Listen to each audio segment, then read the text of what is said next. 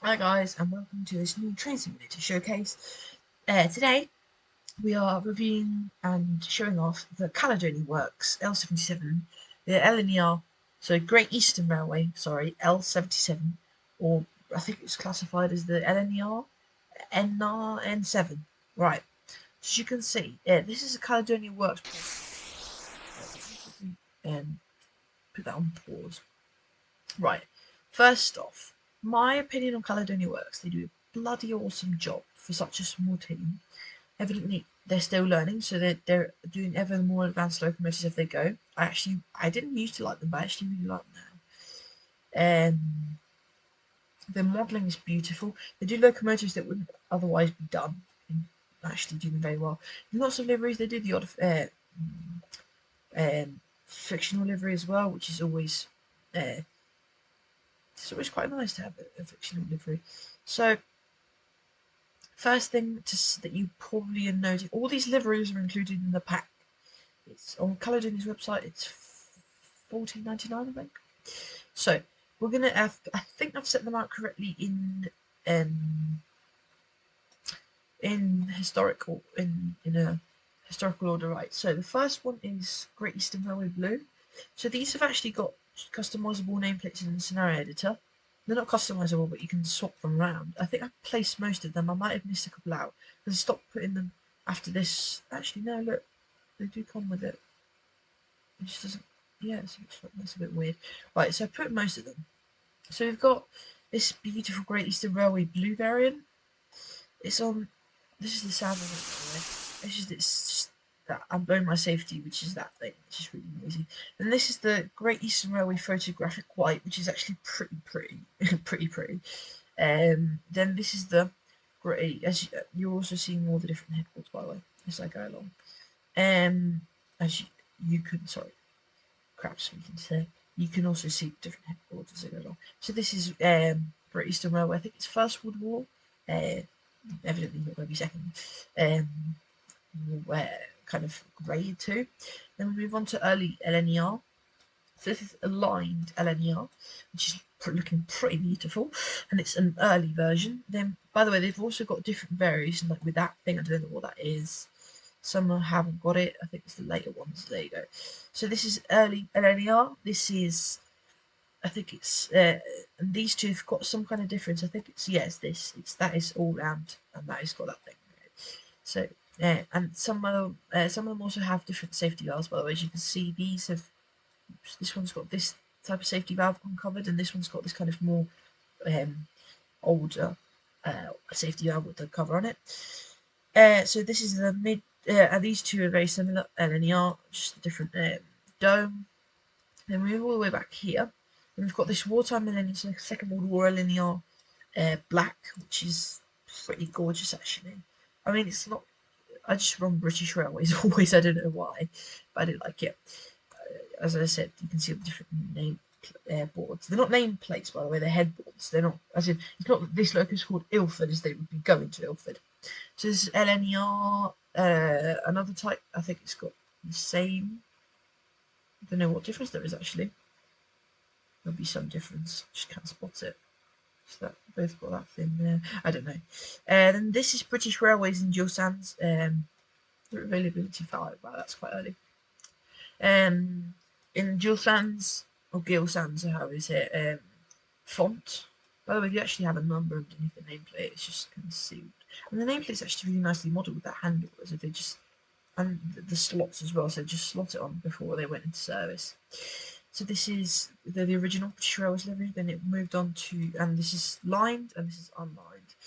I depends what lining it is. I don't like Great Western Railway lining, even though Great Western logos are my favourite, but I actually quite like British Railways lining.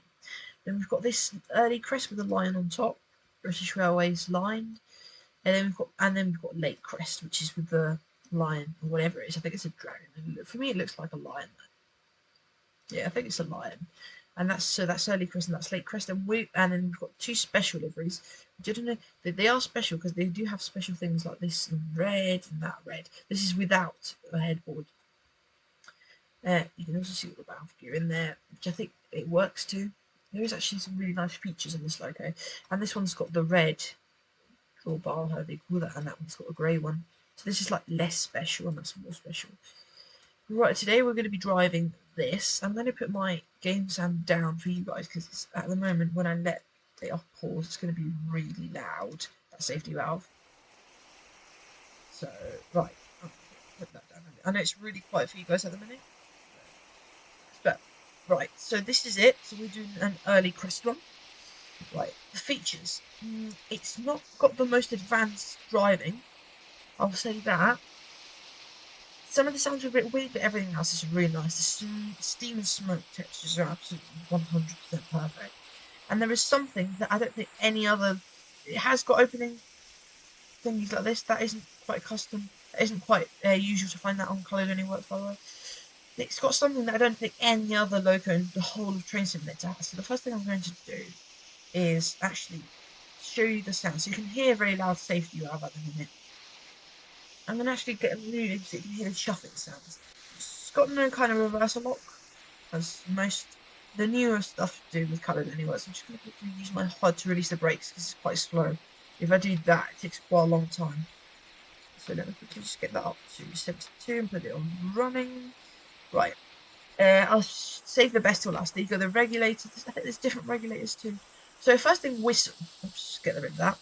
It's also got loads of lovely lamps as well, just before I forget. So you've got lots of different variations of lamps. I'm just going to add that there. And I don't, it's probably, I'm probably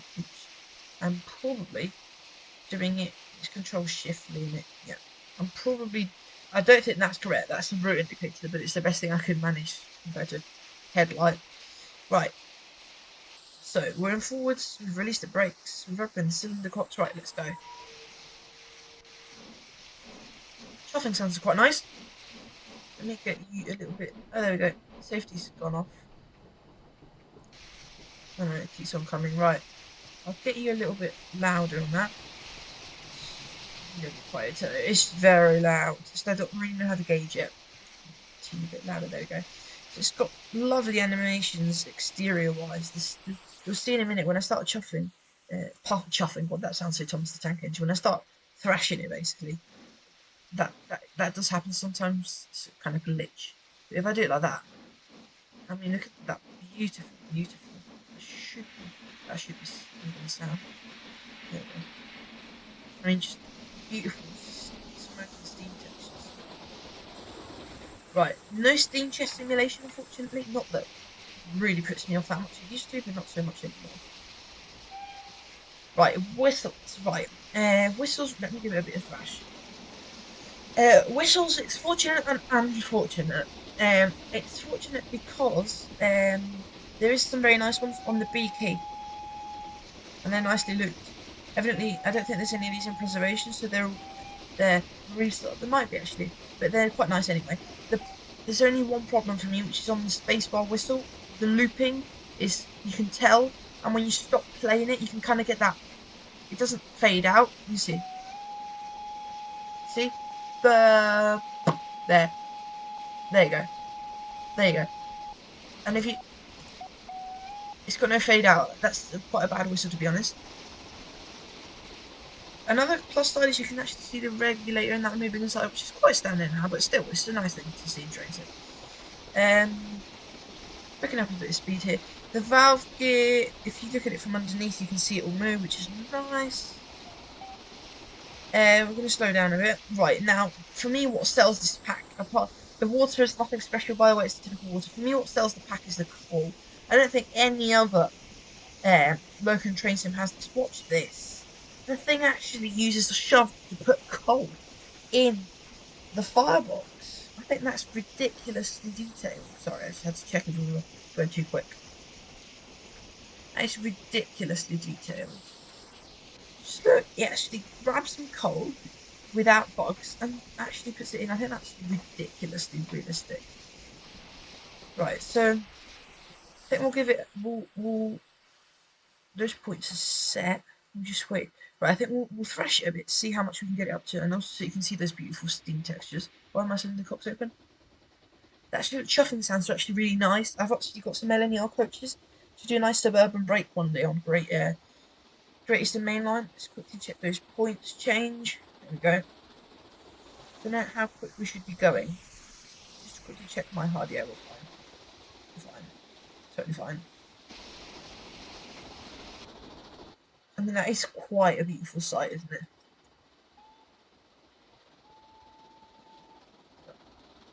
I mean, with coaches, it evidently boosts it. It makes it a little bit more interesting. Ah!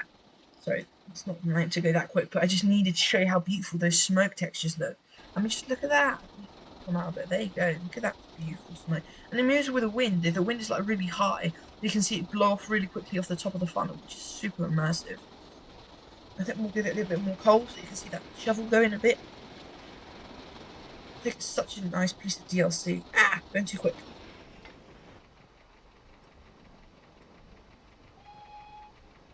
The whistles aren't too bad as well. It's just that spacebar is really bad. But you know, every DLC's got its weak point.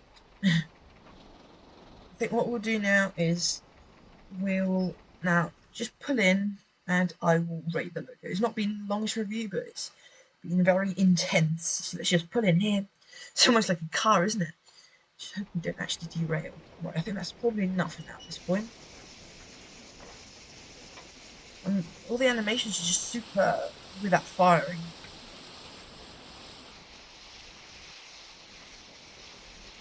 We'll just quickly release the brakes using the hub, because if not it's too slow. Just open the cylinder box. Right, we need to be quite careful now because there are some locos there.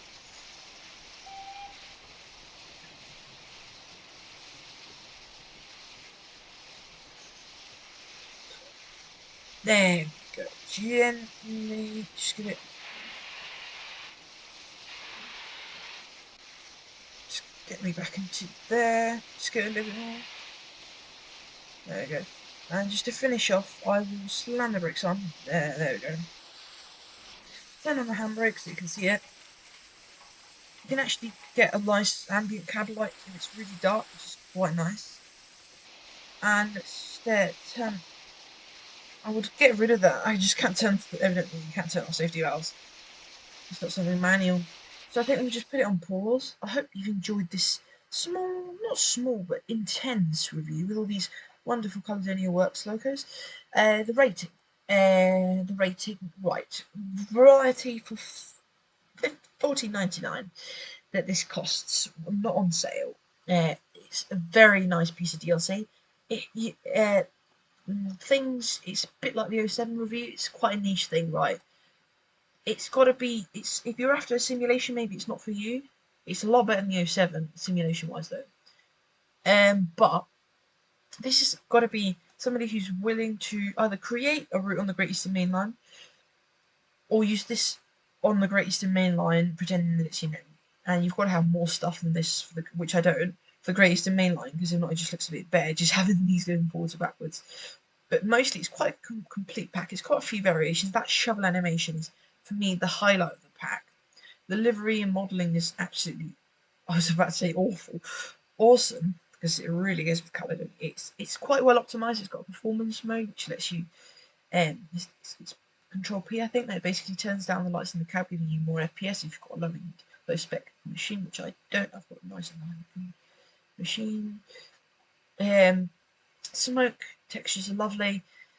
So I think for simulation, we'll give it a 6 out of 10, 7 out of 10, because it's got a nice few things. It's got that shovel and everything, but then it hasn't got things like a steam chest or things like that. The watering is a little bit primitive too, as in giving it water. So we'll give the simulation a 6 out of 10, 7 out of 10, 7 out of 10. I mean, 8 and 9 is Victory Works and 10 is Bossman Games. So it's not bad, 6, 7. This is a 7. And then modelling is 10 out of 10. Smoke textures as usual, Caledonia Works. Wonderful. Variety. There's no need to speak. I mean, that is.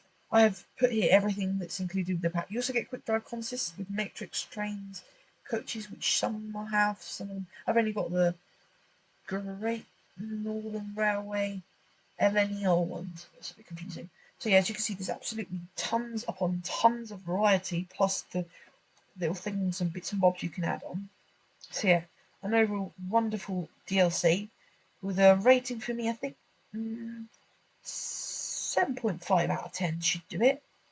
You can also change the shed codes, by the way. So yeah, 7.5 out of 10. If it had nice simulation with steam chest, it would be a 9 out of 10. Knocked down a bit by that dodgy whistle, which is the main whistle, but anyway. So yeah, I think 7.5, 6, 7.5 out of 10. It's wonderful for this lovely steam engine.